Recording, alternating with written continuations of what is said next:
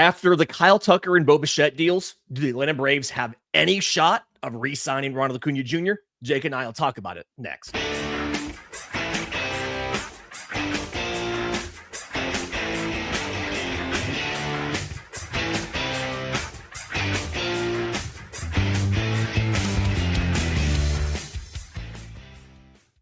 Yes, welcome on in to Braves Today, your daily source of news, notes, and updates on your Atlanta Braves. I'm your host, Lindsay Crosby. You can follow me on social media at Crosby Baseball. And we are proudly part of the Believe Podcast Network and presented to you by FanDuel. Download the FanDuel app or go to FanDuel.com to get started.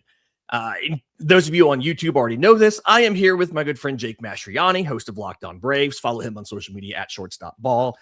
And Jake, I wanted to bring you in because Ronald Acuña Jr. is getting towards the end of his team control. Just a couple more seasons left.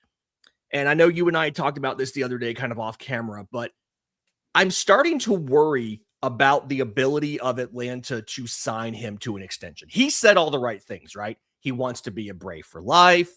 You know, he wants to be here. He wants to go ahead and get it done. But when you look at the deals that Kyle Tucker signed with the Dodgers, $240 million over 4 years. When you look at what Bo Bichette signed with the Mets, like that 3-year, $126 million deal, both those have opt-outs. Do the Braves have any shot of re-signing Ronald Acuña Jr. given the precedents that those contracts have set? The Braves have no shot at signing Ronald Acuña Jr. to any type of extension if Ronald Acuña Jr. wants to get the max money available. Like, that is just the simplest way that I can put it. If Ronald wants the max money, he's not going to be an Atlanta Brave long term. Now, to put his money where his mouth is, I guess that works in this scenario because you're literally doing that. But if he really wants to be a Brave for life, then he's going to have to take a discount. I mean, go ask Chipper Jones. Go ask Freddie Freeman. Freddie Freeman still wanted to be a Brave. He would have been a Brave.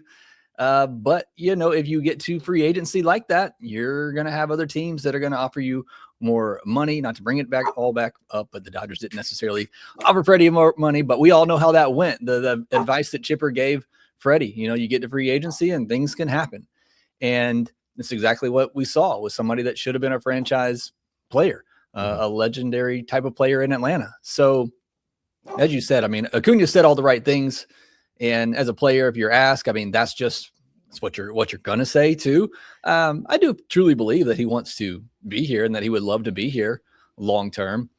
But again, in order for that to happen, he's going to have to make a little bit of a sacrifice. And look, I'm not saying that he has to. I think he already did with the first deal that he signed. That's been one of the best bargains in baseball. Granted, he missed 2 of those years, so you could definitely, take that in there. But you also got one of the most amazing seasons you've ever seen. I know he wasn't there for the 21 World Series, but they would have had no shot at it if not for his just incredible first half in 2021. So, he's already given the Braves a lot and given the Braves a lot at a very, reasonable deal.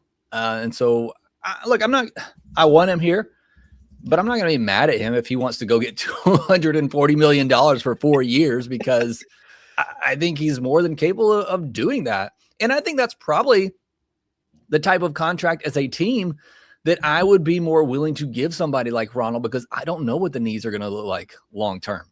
And so I'd rather maybe have it be a shorter term deal with a higher AAV until I get a little bit more, certainty on what Ronald's going to be post, 2 knee surgeries. Yeah. And some of those risk factors are kind of what I flagged. I wrote this up on the newsletter. I think it was Wednesday, maybe. When you kind of look at physically what Ronald's looked like, his sprint speed has dropped. He went from 97th percentile in 2018 to only 64th percentile. Still faster than you and I would do, right? But not nearly as good as he was. And we saw some of the impact last year, right? Not stealing as much, being a little more hesitant to leave his feet on a fly ball in the outfield, or deaccelerating when a ball is going to drop in front of him, things like that. Playing a little more cautiously. Some of that could have been the calf injury. But I get to thinking about how Atlanta does things. And you mentioned the good point. Ronald's going to have to take less money, and the question is going to be how much of is that discount? But Atlanta not only has to be willing to pay more money than they've paid before. We've talked about the Atlanta Max so much, that $22 million on a multi-year deal they've never passed. But if you think about the way that AA's done some of these extensions for guys, 10 years and 8 years, Riley and Olsen, but on both of them, they're going to be done at the age of 35. Ronald's going to be 31 when his team control ends. And if you wait till then to sign him, the longest deal Atlanta's given anybody at 31 or older under AA is only 3 years. So like the Braves have to also come off of the things that they've done money-wise, yes, but also the types of deals they've given out, the length and things like that. And it kind of made me wonder, do you think it's possible? And I want to get your thoughts on this. I kind of looked at both options in that newsletter. Rather than doing some sort of 7 or 8 year deal that takes him until, age 38 or whatever, do you think maybe the Braves go to him and say, hey, we'll give you 4 years and we'll give you $35 million or maybe even something like $40 million and give him to age 35 instead of locking in them on Acuña till 38 or 39? Like, is that possible? Or would you rather go long for less money? These questions are very hard to answer, and I'm not trying to sidestep the question, but until we know what the CBA looks like, I don't know that I can answer that. That's the big thing, yeah. And I'm sure we say this when every CBA comes up, but this CBA could be game changing, especially when it comes to payroll. Like I don't think there's going to be a hard salary cap. I just don't know that that'll get done this time. But I do think that I think there has to be, and I think there will be harsher penalties on teams that just completely blow past the soft cap, the luxury tax that we have now. I think it'd be better for the game if there is something like that, because we're seeing the Dodgers, what they're doing, the Mets, what they're doing. And as much as Passons of the world want to say that other teams should be doing something similar, they can't. They just can't. That can't happen. Yeah. Not every team can do that. Should every team be spending more than they are? Absolutely. And that's been my biggest thing, is that there needs to be more of a salary floor than a salary cap. But I do think there will be some harsher measures put in place for teams that go over the luxury tax or whatever it's going to be called. So I can't answer this question without knowing what that looks like and what that's going to be best for the team. Because I'll say this, just for what we know now in the system that's in place now, if you did that for Ronald with the money you already have on the books, is that almost guaranteeing that the Braves are going to be in the tax every year for the foreseeable future? Yeah. And is that something that the Braves are willing to do? We saw last year they wanted to get under the luxury tax to reset that. So we know that that's at least something that they've done. Look, it's something the Yankees and the Dodgers have done before too, and now they're just okay with it. But as the Braves, who have generally worked a little bit, more frugal, I guess you could say, they're still big spenders. But is that something they'd want to sign up for? Because I think if you do that, if you commit 35, 40 million a year to Ronald, even over a 4 or 5 year stretch, with the money you already have locked up in these players, you're probably going to be paying in the tax every year. And I just don't know that that's something that AA and the Braves want to commit to. Yeah. And I do think the other big concern you have in that sort of hypothetical is, like, there's a lot of money coming off the books in the next 2 years. I kind of went and did some of the numbers. It's like $72 million after the 26th season, because you're losing guys like Ha-Seong Kim, Chris Sale, Raisel Iglesias. And I still think Sale is going to end up re-signing. And another $35 million after 27. If you do commit that kind of money to Ronald, let's say it's $40 million or whatever, what area do you have to cut, right? Like, where do you have to do without in order to get to have Ronald locked up long term? Yeah, and I'll say this too, because we've had somebody mention to it. I know they both tagged us on social media asking about the J-Ram deal. And because J-Ram signed the 7-year extension, $175 million, so $25 million a year. Yeah. Like, if Ronald was willing to do something like that, it needed to be done yesterday. Like, Cleveland is so fortunate that J-Ram that's life-changing money. I mean, the dude is set, but he could get so much more if he went to free agency. So that's what we were talking about earlier. To your point, the Braves are going to have to do something they've never done before. They're going to have to go 25, 30 million a year for a player, but also it's going to take Ronald saying, okay, I'm going to take far less than what I saw Kyle Tucker get, what I even saw Fernando Tatis Jr. get in an extension. Like, I'm going to have to take far less than I know what I could possibly get on the market because I want to be here. I'm going to have to do something like J-Ram did, like Chipper did in the past for the Braves. Those two things have to happen if Ronald's going to be here long term. Yeah. Speaking of the market, there's been a couple reports about Atlanta still being interested in adding another piece. We'll talk about that next right here on Braves Today. But first, today's episode is brought to you by our friends at Grand Slam Getaways. I know that you love to take, vacations and things like that, Jake.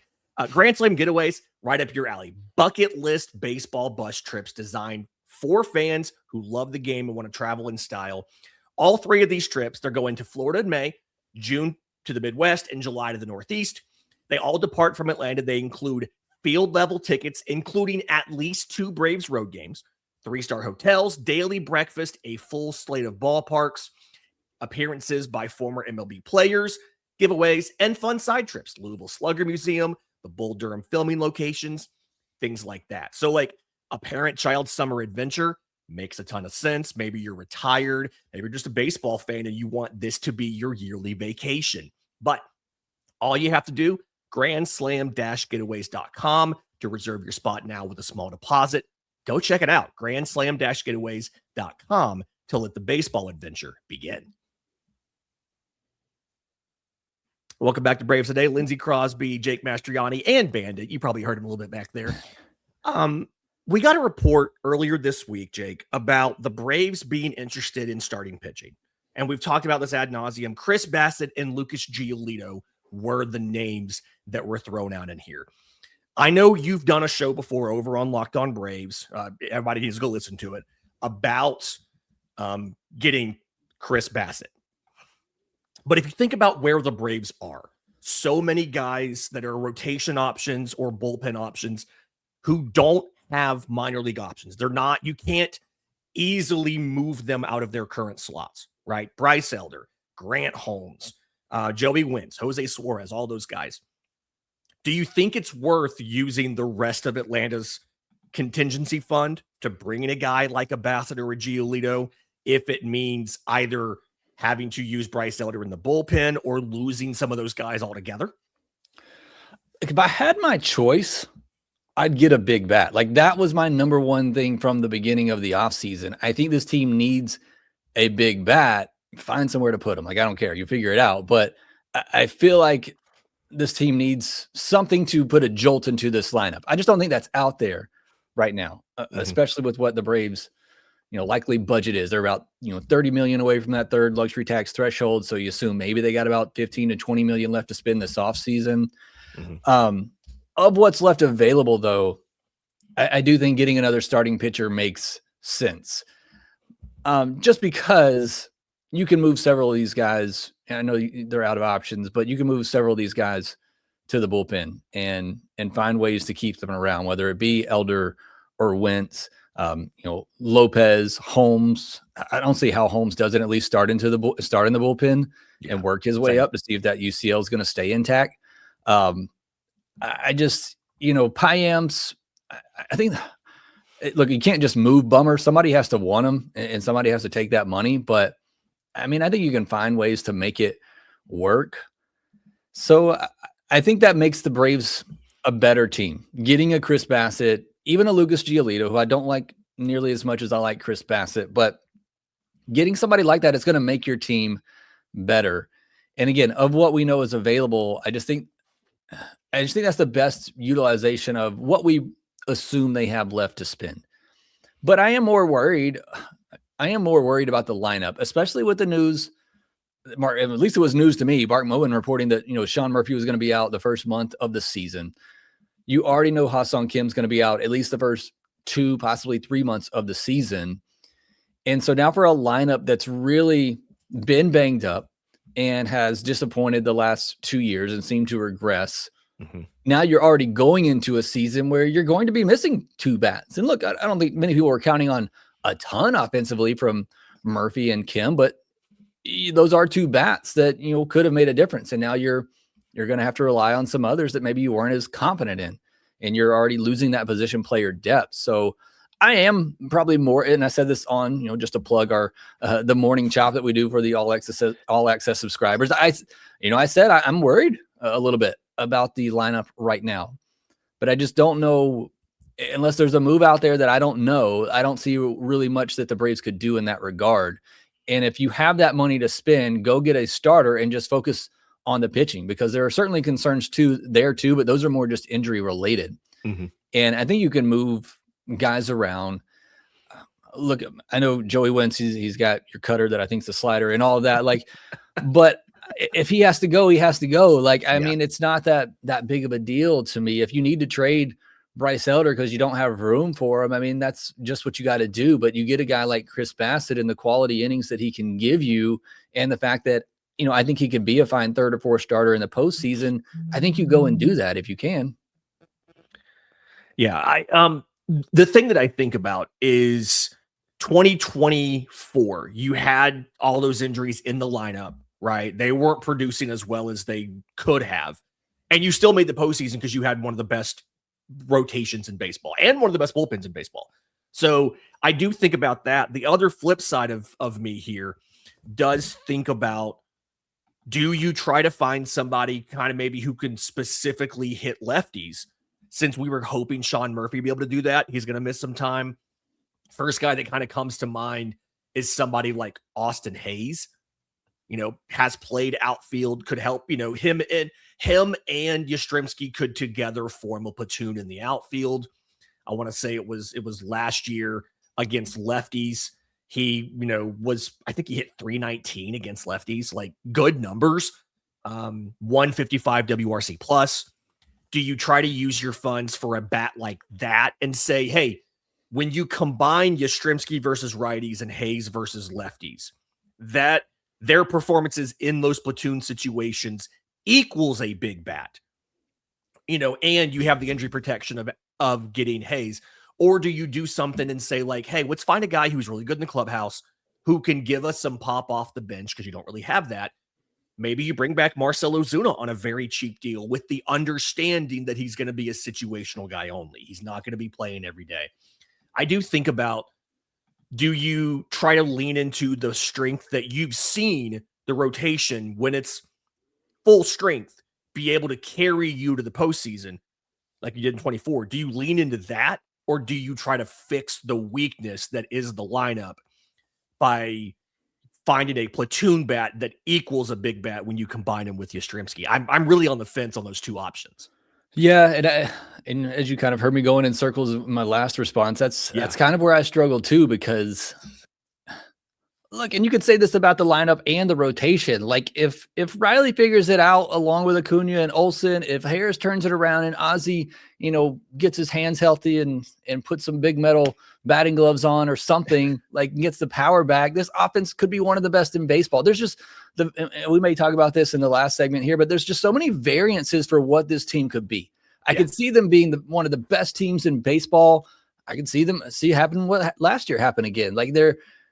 There's just so much variance with this club right now. And I think the safer bet for me, and you were kind of convinced me while you were talking, is going the 2024 route, where I think this offense could be great, but if I just pour into this pitching staff and build a great pitching staff, I know I'm going to be in every ball game, and I know I'm going to be able to survive at least the regular season, no matter what my offense does. And if my offense performs like it's capable of, and I think it's one of the best offenses in baseball again, then here we are with a top 5 offense and a top 5 pitching staff. And I feel like that's probably just a safer way to go than hoping that a platoon of 2 guys that aren't really everyday players just works out. I feel like that's just adding more hope to what's already a team that's built on a lot of hope right now. Hey, rebellions are built. Rogue One's my favorite Star Wars movie. So, So I think I would rather just go with the safer bet if it's available to you, and we'll see. Maybe Chris Bassett's price range just shoots out astronomically, and it doesn't make sense, because I wouldn't go much over 20 million for him, and I know he's made more than that the last couple of years. So again, it's all going to be dependent on what makes sense for the team. But if if my preference would be to go for a guy that's I know is more of a sure thing than hoping that, a platoon of an Austin Hayes and a Mike Yastrzemski is going to lead to this big bat. And I laugh at the Marcell Ozuna comment because you're right. There has to be an understanding. We bring Ozuna back. It is for a very specific purpose. And he is not just going to be taking up the DH spot every single day because it's the only spot he goes. That's the only thing that worries me. He's become a great clubhouse guy. I get all of that. But you sign him with the idea of you're probably going to be on the bench a lot unless we just absolutely need you. So I'm not completely against it. But I think as I continue to kind of go in circles and figure this out on the podcast, for me, I feel like I would prefer to go with the safer bet and getting the big rotation stabilizer than hoping that I get another fringe everyday bat that can help boost the lineup. There's a lot of pressure on the core guys in this lineup to get it done, no matter what you do. Yeah. And that's, that's kind of the point I made on Thursday morning on the newsletter is like, you need these guys to just be reliably above average all year. Like you don't need somebody to do a month of being the best hitter in baseball like Michael Harris was and then being awful the rest of the time. You just need these guys to be reliably above average all year. You're not going to get 54 homer Matt Olson again. That's just not going to happen. You're not going to get 40-70 Ronald again. But you need Matt Olson to lead the team with home runs and it'd be more than 29, right? You need Ronald to be elite at something. You need Riley to get back to the Austin Riley that we know he can be, right? A 30 homer, 100 RBI guy. And I think that's the end of the day. All of this stuff is kind of extra. It's kind of semantics, right? It's just, improving on the edges. If those guys don't do it, no amount of rotation optimization is going to work. No amount of, how you deploy the bullpen is going to work if that happens. So I kind of agree with you. It's the pressure is on those core extended guys. It's on your Ronald. It's on your Riley. It's on your Olson. And we'll see, I guess, what they do next year. But I do want to ask you too, and kind of get your opinion here. Who should be the favorite in the East? Who had the best offseason?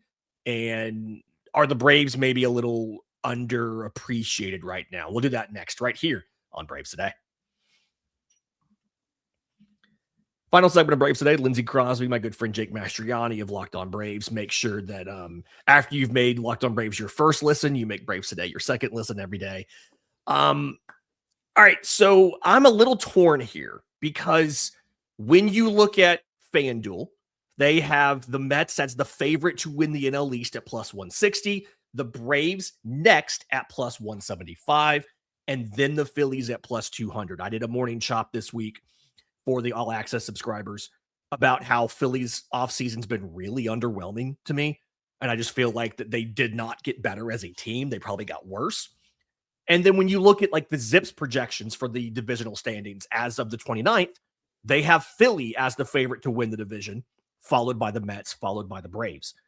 Who had the best offseason in the East, and who should actually be favored? Am I wrong to think that just based on what they did in the offseason and how much better the teams may have gotten, Atlanta should probably be getting more respect than they are?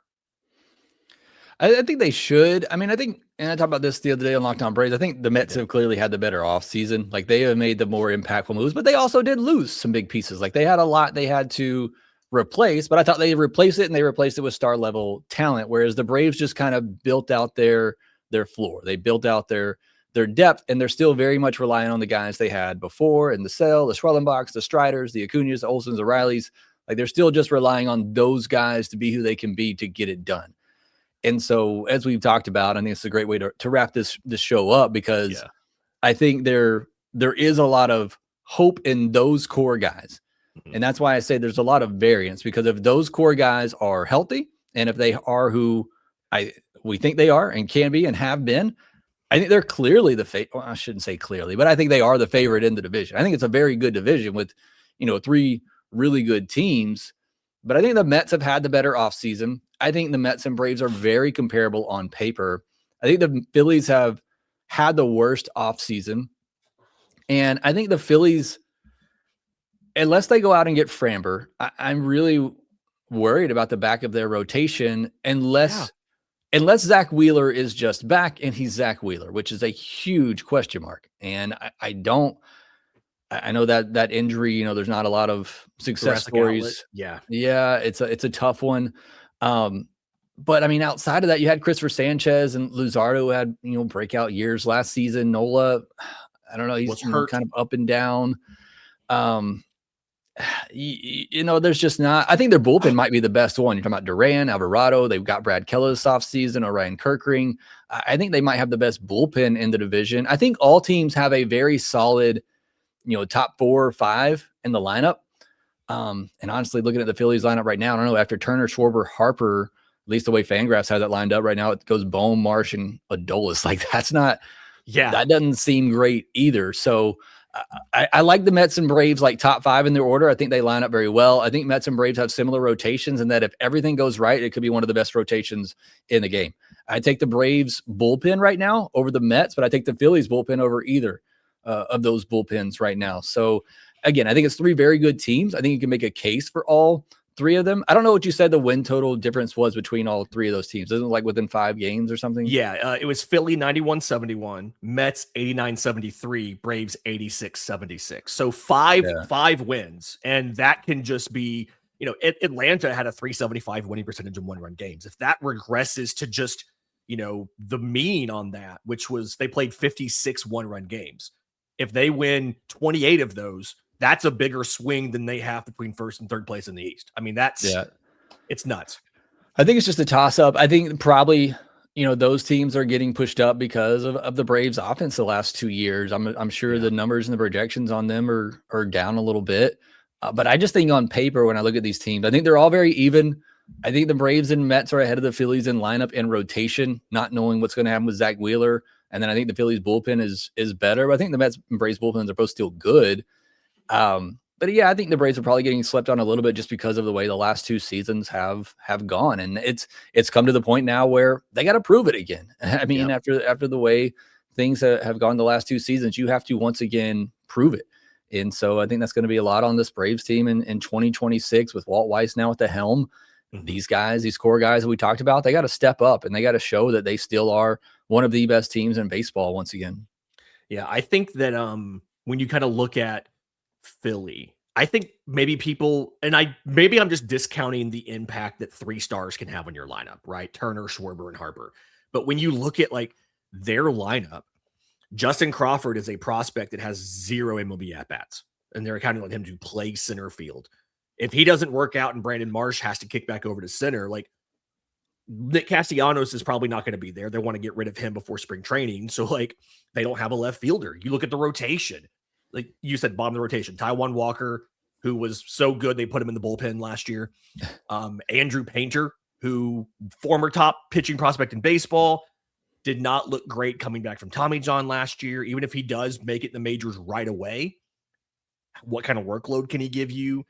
And then the depth in the minors. They just don't have, I guess Johan Rojas would be their go-to outfielder if they don't have, if Crawford doesn't work. Starting pitching, Yoni Okurit maybe. Like they just don't have a lot. They have former Braves Bryce Wilson and Tucker Davidson both on NRI deals. The Braves lose a series this year to the Phillies because Bryce Wilson and Tucker Davidson both come into Truist Park and shut down Atlanta. I may quit. I may just stop, Jake. That'll be too hard to take. But like, it just feels like they're really banking on their stars. And I do think Atlanta's one advantage. You touched on it earlier. Building the floor, that Atlanta is a little bit more stable if they have a poor performance in a series from an Olsen or a Riley or an Acuña or something. Whereas I feel like if the Phillies lose Schwarber or Turner or Harper, there's no shot. They have no shot at doing anything. I feel like Atlanta at least has a little bit more depth, but yeah, it's the problem. The Mets, I guess it was the best offseason. They brought in a lot of big names, right? I mean, they went out and got Marcus Semien. They signed Bo Bichette. You're counting on Bichette and Polanco learning new positions of third and first.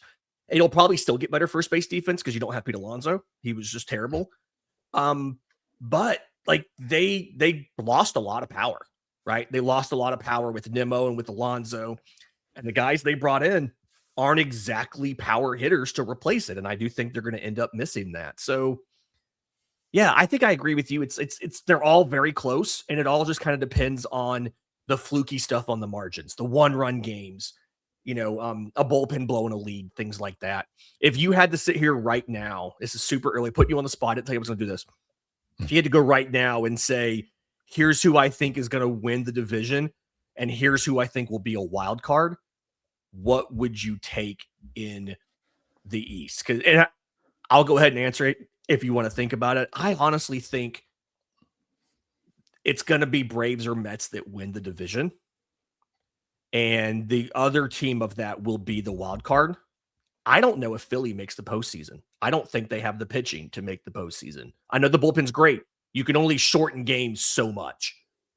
And I'm just not a believer in that pitching staff long term.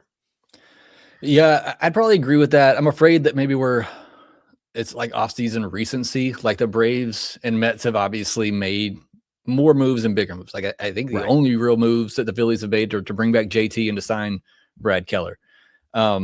So that might just be a little bit of recency. And look, I've been praying on the Phillies' demise for years that those guys are finally going to get old and stop producing, but they keep producing. Like Trey Turner keeps producing.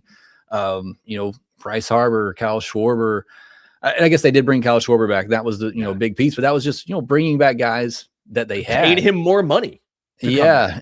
And so again, a lot of it for me depends on Zach Wheeler for one. Yeah. And also if they were to go and sign a Framber or somebody like that today, I mean, it would change a little bit, but I think as things stand right now, as we record on the 29th, I'd pick either the Braves or Mets to either win the division or get a wild card. And I'd probably have the Phillies out because I feel like there's more ways that things could go wrong. Like you said, if they were to lose one of those top three guys, Turner, Schwarber, Harper, I don't know how they're replacing that. And then if, Wheeler's not able to come back and be who he was, I don't have a lot of confidence in the back of that rotation and Nola, Walker, and Painter. So I'd say, I'd have to put the Phillies out right now. Yeah. And that's kind of like the opposite of where a lot of the projection systems and the betting odds and all of that are. And I just thought that was interesting. Real quick, for those people who somehow might not know, how can they get all of your excellent content, both normal and ad-free? So you can obviously follow me on social media at Shortstop Ball. Check out Locked On Braves on YouTube. We also have an all access tier over there for Locked On that me and Lindsay are a part of. If you want to get more content with myself and Lindsay, or just need more Braves content in general. That's the primary places right now. Getting ready for the season. So spring training in a couple of weeks, pitchers and catchers reporting. So can't wait to get it going. Yep. Braves Fest is tomorrow. It's kind of the last milestone before pitchers and catchers report right around Valentine's Day. We will be back on Monday. Do us a favor, like the video, subscribe. We'll see you next time on Braves Today.